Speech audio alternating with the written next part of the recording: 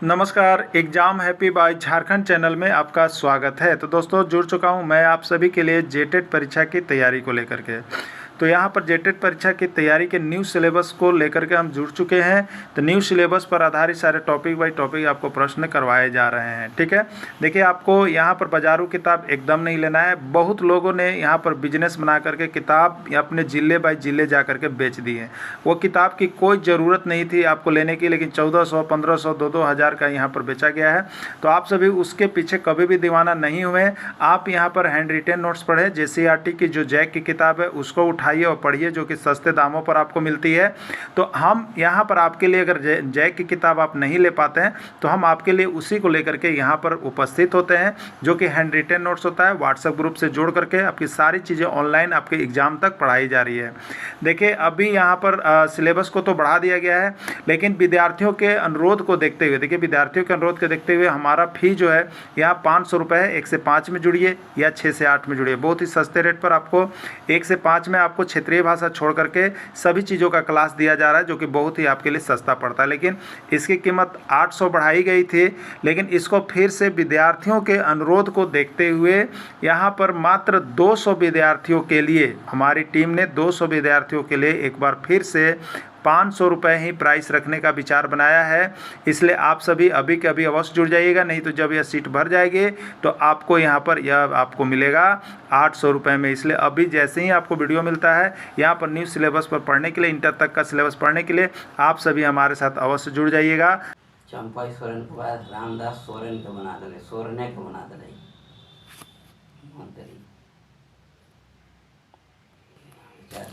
तो आज के इस वीडियो में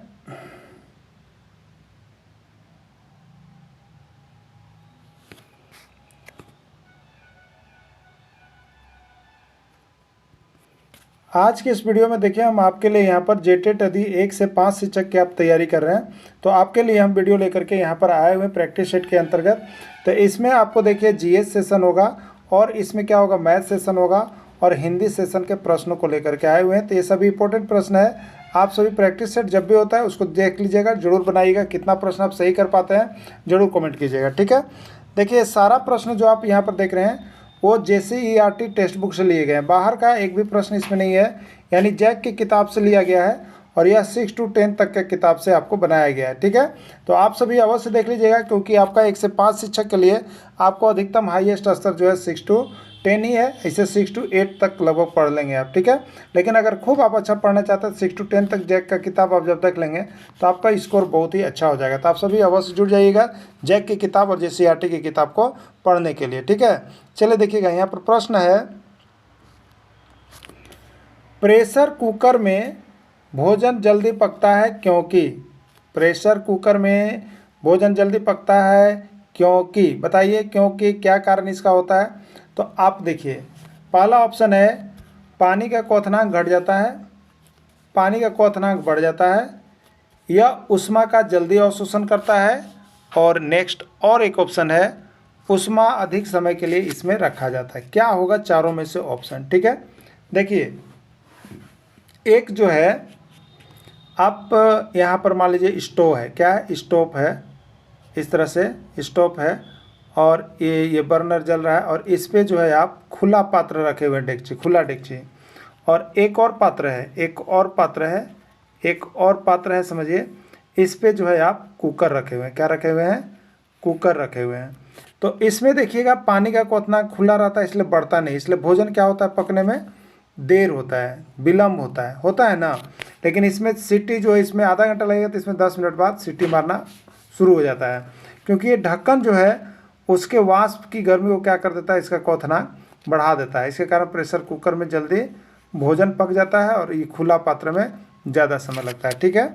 तो क्या इसका रीज़न हो गया, तो पानी का क्वथनांक बढ़ जाता है, बंद होने के कारण पानी का क्वथनांक क्या होता है, प्रेशर कुकर बंद होता है, पानी का क्वथनांक बढ़ जाता है, जिससे कारण भोजन जो है जल्दी पक जाता है। क्लियर हो गया ना। प्रश्न यह UP टेट का भी है, MP टेट का भी है, और CG टेट का भी है, ठीक है। सभी जगह प्रश्न आए हुए हैं। अगला देखिएगा, फतेहपुर सिकरी का बुलंद दरवाज़ा किसने बनाया, ठीक है। फतेहपुर सिकरी का बुलंद दरवाज़ा किसने बनवाया था, औरंगजेब ने अकबर ने, शाहजहां ने, जहांगीर ने, ठीक ना। फतेहपुर सीकरी किसका था? अकबर का था। और बुलंद दरवाज़ा कहाँ था? फतेहपुर सीकरी में था। इसलिए वहाँ कौन बनाया होगा? तो बुलंद दरवाज़ा भी अकबर ने। तो फतेहपुर सीकरी के बुलंद दरवाज़ा किसने बनवाया था? अकबर ने बनवाया था, ठीक है। चलिए अगला देखिएगा। मोटर वाहनों में पश्च दर्पण के रूप में कौन सा उपयोग में आता है? ये बहुत ही एमबीबीआई प्रश्न है, सभी राज्यों के शिक्षक पात्रता परीक्षा में पूछा गया है, आपका भी हो सकता है कि जे सेक्शन के अंतर्गत आ जाए, ठीक है। तो मोटर वाहनों में पश्च दर्पण के रूप में कौन सा उपयोग में आता है? देखिए, जब आप मोटर वाहन देखते हैं, ठीक है, मोटर वाहन देखते हैं तो इसमें आगे हेडलाइट होता है, तो उसमें भी क्या होता है? उसमें भी दर्पण होता है। और यहाँ पर देखिएगा लाइट निकलने के लिए, ठीक है, लगा होता है मिरर। अब यहाँ पर देखिएगा, यहाँ पर जो होता है आपको, तो ये हेडलाइट है, क्या है? यहाँ पर हेडलाइट है, तो इसमें देखिएगा यहाँ पर मिरर लगा हुआ रहता है, इसमें इधर भी मिरर रोल लगा रहता है। इससे क्या होता है? तो पीछे से आने वाली वस्तु जो है स्पष्ट रूप से दिखाई पड़ती है, ठीक है। तो ये पश्च दर्पण के रूप में किसका उपयोग किया जाता है? तो वह दर्पण देखिए होता है उत्तल दर्पण। पीछे देखने के लिए कौन सा दर्पण होता है प्रयोग? तो उत्तल दर्पण का होता है। ये पश्च दर्पण उसी को कहते हैं, पश्च मतलब पीछे, तो उसी को कहते हैं पीछे देखने के लिए, पीछे का दृश्य देखने के लिए किस दर्पण का उपयोग करते हैं हम लोग, ठीक है। तो राइट आंसर इसका क्या होगा? उत्तल दर्पण का प्रयोग हम लोग करते हैं। अगला देखिएगा, निम्न में से कौन एक तत्व नहीं है? आपको बताना है इसमें कौन तत्व नहीं है। ऑक्सीजन, क्लोरीन, सिलिकॉन या संगमरमर। ऑक्सीजन क्या है? ओ है, एक तत्व है। क्लोरीन क्या है? Cl है, एक तत्व है। सिलिकॉन क्या है? Si है, एक तत्व है, ठीक है। बचा क्या चीज़ बताइए? तो बचा संगमरमर। संगमरमर यह एक पत्थर है, ना कि यह एक तत्व है, ठीक है। क्लियर हो गया ना? इसका राइट आंसर डी हो जाएगा। ऑक्सीजन भी तत्व है, क्लोरीन भी तत्व है, सिलिकॉन भी तत्व है, लेकिन इधर तत्व नहीं है। अगला प्रश्न देखिएगा, पीलिया रोग किसके सही रूप में काम नहीं कर पाने से होता है? बताइए। पीलिया, जॉन्डिस जिसको हम लोग कहते हैं, वो क्या काम सही से नहीं कर पाने के कारण होता है? गुर्दा, यकृत, फेफड़ा या आमाशय, ठीक है। तो देखिए, लीवर क्या है? लीवर, यकृत ना, लीवर के कारण जो होता है यह पीलिया रोग होता है, ठीक है। अगर लीवर सही ढंग से काम नहीं कर रहा होता है तो पीलिया रोग होता है। अगला देखिएगा, गीतांजलि के लेखक कौन है? गीतांजलि के लेखक कौन है आपको बताना है। मुल्कराज आनंद, मुंशी प्रेमचंद, महात्मा गांधी या लास्ट ऑप्शन नीचे भी दिया हुआ है रविंद्रनाथ टैगोर, ठीक है। तो गीतांजलि के लेखक कौन है? गीतांजलि देखिए रविंद्रनाथ टैगोर के द्वारा लिखा गया है, ठीक है। गीतांजलि के लेखक रविंद्रनाथ टैगोर हैं। UP TET, MP TET, CG TET और यू टेट, 4 जगह यह प्रश्न आया हुआ है, ठीक है। आपका भी एग्जाम में हो सकता है कि चले आए, और सब यहाँ पर JCRT जैक की किताब से आपको मिल रहा है।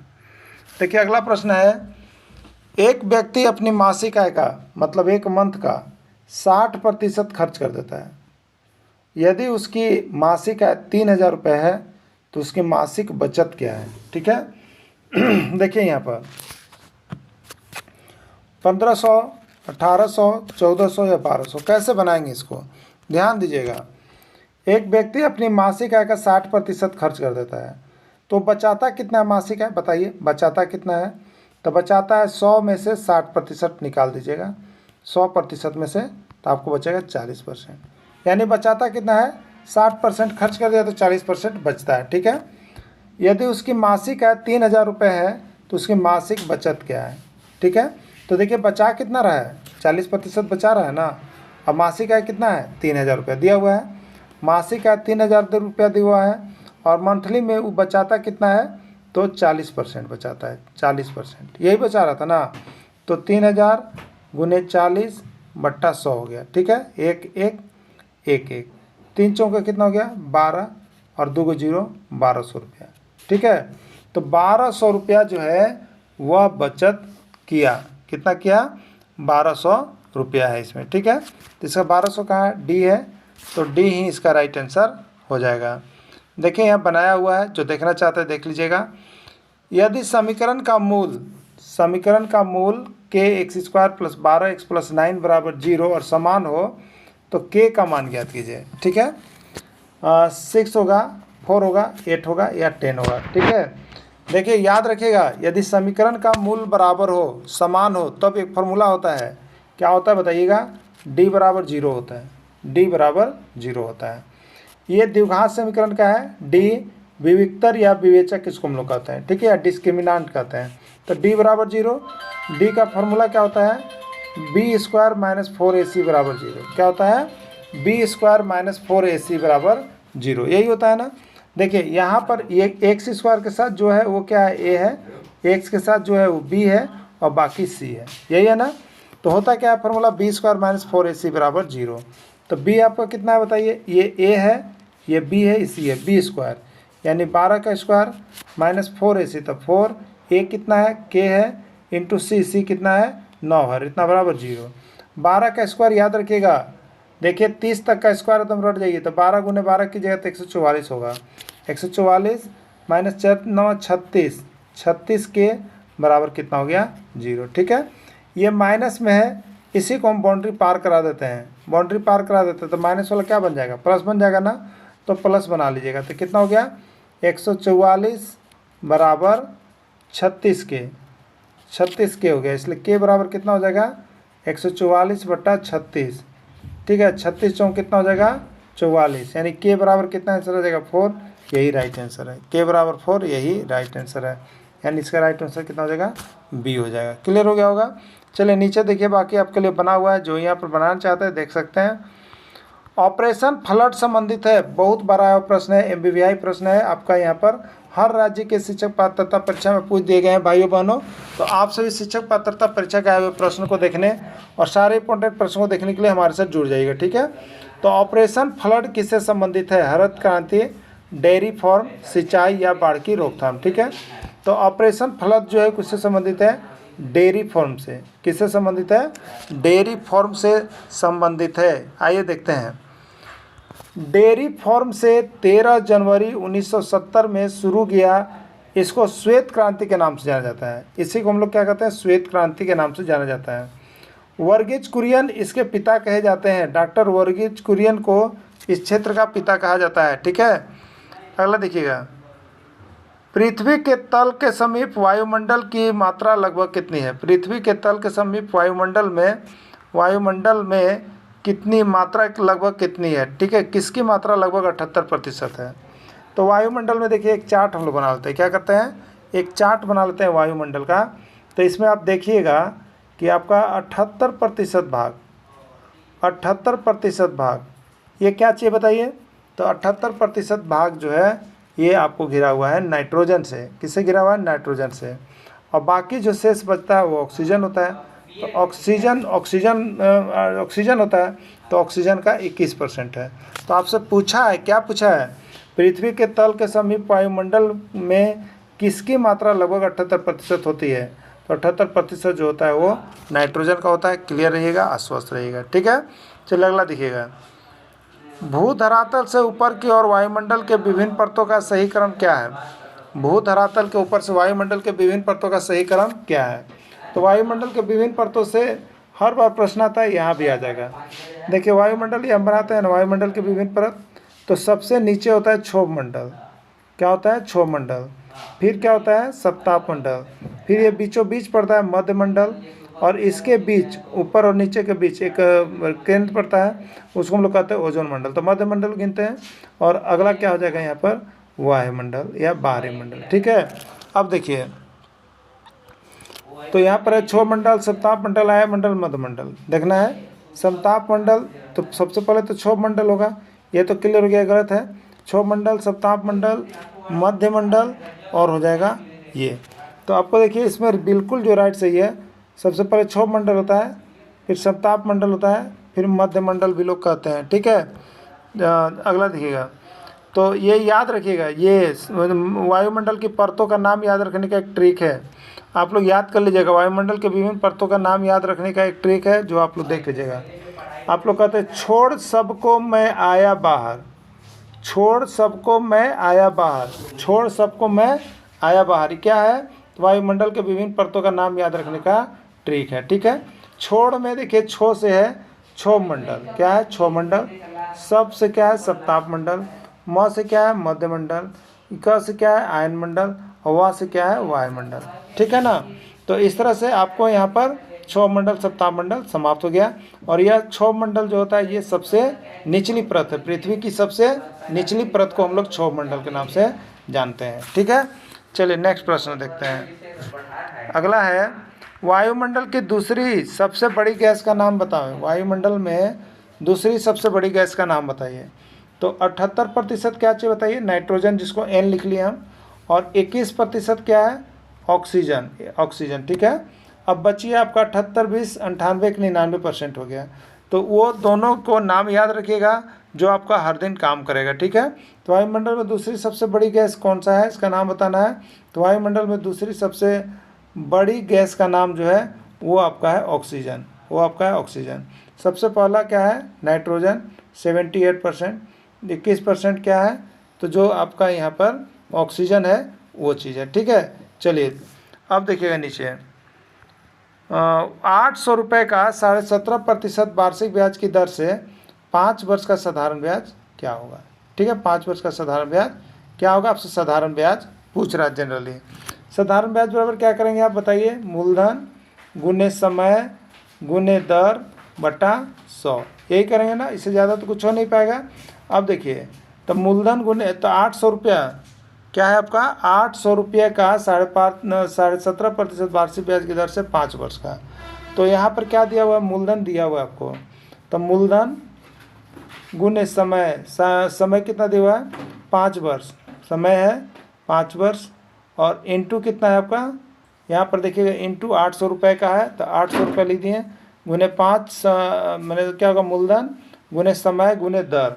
दर देखिए 17 दूनी 34 और 1 35, 35/2 कर लीजिए, 35/2, तो साधारण ब्याज पर मूलधन गुने समय गुने दर और बट्टा 100। तो बट्टा 100 तो हम करेंगे, लेकिन ये नीचे इसी के नीचे करेंगे 100। ठीक है, अब देखिएगा, तो आप इसको काट लीजिए, इसको काट लीजिएगा, तो आप देखिएगा यहाँ पर कितना आ रहा है, ये 100 से, तो ये कितना था 100। ठीक है, यहाँ पर 10 वर्ष का वार्षिक ब्याज है, यानी कितना 34 और 1 35/2 इंटू 100, तो 100 से ही कट गया, क्या बार में, 8 बार में, 8 × 5 = 40 ना, 8 × 5 = 40 हो गया। और यहाँ पर इसको काटिएगा, देखिए यहाँ पर इसको बना देते हैं। ठीक है, इसको क्लियर हो जाएगा। देखिए यहाँ पर बना हुआ है जो कि आप देख रहे हैं, तो ये मूलधन गुने समय गुने दर बटे 100, 2 हो गया, 5 × 4 × 35 यानी 20 × 35, तो कितना हो गया, 700 रुपये हो गया। ठीक है, 700 इसका आंसर हो जाएगा। निम्नलिखित में कौन सा पदार्थ बायोगैस का मुख्य घटक है, ऑक्सीजन, हाइड्रोजन, कार्बन डाइऑक्साइड या मीथेन। ठीक है, तो बायोगैस का मुख्य घटक जो होता है वो आपको बता देते हैं मीथेन है। क्या है आपको, मीथेन, इसलिए इससे सावधान रहिएगा। ठीक है, चलिए अगला देखिएगा। गैल्वेनीकरण के दौरान लोहे प्लेट पर किसकी परत चढ़ाई जाती है। गैल्वेनीकरण के दौरान लोहे की प्लेट पर किसकी परत चढ़ाई जाती है, एल्युमिनियम, जस्ता, टीन या शीशा, किसकी परत चढ़ाई जाती है। ठीक है, तो गैल्वेनीकरण के दौरान लोहे की प्लेट पर जो चढ़ाई जाती है वो जिंक या जस्ता की परत चढ़ाई जाती है। ठीक है, अगला, यदि tan 35 degree into tan 55 degree बराबर sin A, तो कोण A का मान बताइए, कोण A का मान बताइए। ठीक है, देखिए आपको अभी तक जो याद होगा, मान लो 0 डिग्री का है, 30 डिग्री का है, 45 डिग्री का है, 60 डिग्री का, यही होता है ना। लेकिन ये आपको नहीं मिलेगा 35, 40, 55, ये सब नहीं मिलेगा ना। तो देखिए यहाँ पर क्या कर रहा है, tan 35 degree into tan 55 degree बराबर sin A, तो tan 35 डिग्री इंटू tan 55 लाना है, तो कितना आपसे घटाइएगा बताइए, tan 19 में से यहाँ पर घटा दीजिएगा आप, कितना घटाइएगा, तो 35 आएगा। तो यहाँ पर 55 है, ठीक है, कितना लाना है 55, तो इसमें से कितना घटा देंगे, 35 घटा देंगे, कितना घटा देंगे, 35 घटा देंगे। ठीक है, 35 डिग्री घटा देंगे। अब कितना हो गया, तो tan 35 डिग्री और tan 90 डिग्री माइनस थीटा, तो कोट थीटा, तो कोट कितना हो गया, अभी 35 डिग्री हो गया। ठीक है, अब tan 35 degree into coat 35 degree, तो इसका मान कितना होता है बताइए, tan 35 इंटू कोट 35 का मान जो होगा आपका यहाँ पर 1 हो जाएगा। ठीक है, 1 हो जाएगा, और 1 बराबर कितना दिया है, sin A। अब इसका वैल्यू बिठाएंगे, 1 बराबर sin A, तो sin A का तो मान sin A होगा, लेकिन यहाँ पर 1 का मान कितना होगा, तो sin 90 डिग्री का मान 1 होगा। ठीक है, sin 90 डिग्री का मान 1 होगा। तो आपको यहाँ पर क्या दिया हुआ है, देखिएगा यहाँ पर दिया हुआ है tan 35 degree into tan 55 degree और sin A, तो इसको हम लोग कर रहे हैं, तो क्या आ रहा है आपका 1 आ रहा है, तो 1 बराबर कितना हो गया, sin A। अब 1 को हम लिख सकते हैं sin 90 डिग्री, sin 90 डिग्री और इसको लिख सकते हैं साइन ए। साइन साइन कैंसिल हो गया तो ए बराबर कितना हो गया 90 डिग्री, यही आंसर हो जाएगा। ठीक है, तो राइट आंसर कौन सा है? राइट आंसर इसमें सी हो जाएगा। ठीक है, नीचे देखिए बनाया हुआ है, सब कुछ किया हुआ है, आपको कुछ करने की आवश्यकता है नहीं, सब कुछ नोट्स में मिला मिला हुआ बन रहा है, सिर्फ आप पहले कर लीजिए उसके बाद देखिएगा। चलिए अगला देखिएगा, यहाँ पर प्रश्न है आपको, अगला प्रश्न है वायु में ध्वनि का वेग लगभग होता है, वायु में ध्वनि का वेग लगभग कितना होता है? 332, 2000, 110 या 33। वायु में ध्वनि का वेग जो होता है आपका 332 मीटर प्रति सेकंड होता है। ठीक है, चलिए अगला देखिएगा, एक बिंदु के चारों ओर डिग्री के कोणों का योग कितना है? एक बिंदु है ना, इस सब चारों ओर घूम जाइए, कोई अंतर नहीं पड़ेगा, यहाँ यहाँ यहाँ यहाँ यहाँ कोई भी हो। ठीक है, तो एक बिंदु के चारों ओर डिग्री के कोणों का योग कितना होगा? चारों ओर से जब लेना है तो क्या करेंगे? 360 डिग्री करेंगे। क्या करेंगे? 360 डिग्री करेंगे। पेनिसिलिन की खोज किसने की? पेनिसिलिन की खोज किसने की? Alexander Fleming, Alexander Graham Bell, Edward Jenner या लुईस पास्चर। ठीक है, तो पेनिसिलिन की खोज किसने की ये आपको बताना है। राइट आंसर है अलेक्जेंडर फ्लेमिंग। अगला देखिए, शुद्ध वर्तनी वाले शब्द का चयन कीजिए। शुद्ध वर्तनी वाले शब्द का चयन करें। सांस्कृतिक, सांस्कृतिक, सांस्कृतिक या सांस्कृतिक, कौन सही है? तो यहाँ पर हमको बी ऑप्शन बिल्कुल सही लग रहा है कि इसका आंसर हो जाएगा सांस्कृतिक। क्या हो जाएगा? सांस्कृतिक। क्लियर। चलिए अगला देखिएगा, अंगूठा दिखाना मुहावरा का शाब्दिक अर्थ है। आपको बताना है अंगूठा दिखाना मुहावरे का शाब्दिक अर्थ क्या? इशारा करना, भाग जाना, धोखा देना या कोई नहीं। ठीक है, तो अंगूठा दिखाना मुहावरे का अर्थ क्या है? तो अंगूठा दिखाना मुहावरे का अर्थ है यहाँ पर इशारा करना। क्या करना? इशारा करने के सेंस में यहाँ पर आपको लगा हुआ है। क्लियर। चलिए नीचे देखिएगा, नीचे 99 के परवर्ती संख्या और पूर्ववर्ती संख्या का योगफल क्या होगा? 99 संख्या है, उसका परवर्ती क्या होगा? परवर्ती मतलब बाद होता है, तो 99 प्लस 1 बराबर कितना है? 100। क्लियर। अब देखिएगा, और पूर्ववर्ती संख्या का, इसका पूर्ववर्ती का ही बताना है। ठीक है, पूर्ववर्ती, तो पूर्ववर्ती मैंने पूर्व में, ठीक है, पूर्ववर्ती मैंने पूर्व में हो गया। अब देखिएगा तो कितना हो गया? ये आपका 99 और 100 है। अब 100 में से घटाओगे, 100 में से घटाओगे, क्यों घटाएंगे? क्योंकि यहाँ पर जो है आपका PDF जो है बना हुआ है। अब देखिए परवर्ती पूर्ववर्ती है, तो 100 है, कितना है? 99 प्लस 100 और पूर्ववर्ती संख्या का योगफल। तो 99 का पूर्ववर्ती कितना होगा? पूर्ववर्ती कितना होगा 99 का? 99 का पूर्ववर्ती हो जाएगा 98। कितना हो जाएगा? 98। दोनों का योगफल कितना हो बताइए? तो 198 हो जाएगा। कितना हो? 198 हो जाएगा। क्लियर। चलिए अगला देखिएगा, सबसे छोटी प्राकृत संख्या और सबसे छोटी पूर्ण संख्या का योगफल क्या होगा? सबसे छोटी प्राकृत संख्या और सबसे छोटी पूर्ण संख्या का योगफल क्या होगा आपको बताना है। ठीक है, तो देखिए यहाँ पर सबसे छोटी पूर्ण संख्या जो यहाँ पर कटने वाली होती है, तो उसको हम लोग अपने अनुसार देख लेंगे। तो सबसे छोटी प्राकृत संख्या और सबसे बड़ी जो है यहाँ पर पूर्ण संख्या का योगफल क्या होगा आपसे पूछा गया है। ठीक है, तो सबसे छोटी प्राकृत संख्या, सबसे पहले देखेंगे प्राकृत संख्या कहते हैं किसको है? तो गिनती की संख्या को प्राकृत संख्या कहते हैं। क्या कहते हैं? गिनती की संख्या को प्राकृत संख्या कहते हैं, या 1 से प्रारंभ होता है। तो सबसे छोटी प्राकृत संख्या हो गया 1, और सबसे छोटी पूर्ण संख्या, तो पूर्ण संख्या 0 से शुरू होता है, तो सबसे छोटी पूर्ण संख्या होगा 0। तो 1 + 0 का मान कितना हो जाएगा? 1 हो जाएगा। कितना हो जाएगा? 1 हो जाएगा। तो इसका राइट आंसर कितना हो जाएगा आपका? तो राइट आंसर इसका 1 हो जाएगा। ठीक है, राइट आंसर 1 हो जाएगा। चलिए अगला देखिएगा, 1000 का पूर्ववर्ती संख्या, 1000 का पूर्ववर्ती संख्या और 9 का परवर्ती संख्या का योगफल क्या होगा? तो देखिए पूर्ववर्ती संख्या मतलब उसमें पूर्ववर्ती निकालना हो तो 1 आपको घटा देना है, तो 1000 में से 1 घटा दीजिएगा तो आ जाएगा 999। ठीक है, और 9 का परवर्ती संख्या, 9 में 1 जोड़ दीजिएगा, परवर्ती मतलब 1 जोड़ना, तो 9 में 1 जोड़ दीजिए तो क्या होगा? 10। ठीक है, तो यहाँ पर हो गया 10 और यहाँ पर हो गया 999, 999 और 10 जोड़िएगा तो कितना हो गया? 9, 9 1 10 और 9 1 10, यानी 1000 कितना हो गया देख लेते हैं एक बार फिर से। तो यहाँ पर 1000 का पूर्ववर्ती हो गया आपका 999 और 9 का परवर्ती जो हो गया 10 हो गया। ठीक है, जोड़िएगा 9 9 1 10 9 1 10, यानी 1009 आ रहा है। ठीक है, इसमें कितना आ रहा है? 1009 आ रहा है। 1009 इसमें कहीं भी नहीं है ऑप्शन, इसलिए इसका राइट आंसर कोई नहीं होगा। ठीक है, कोई नहीं होगा। तो इस तरह से हम आपको यहाँ पर सब चीज़ प्रैक्टिस करवाते रहेंगे डेली के डेली। आप सभी हमारे साथ जुड़े रहिएगा, बने रहिएगा। धन्यवाद।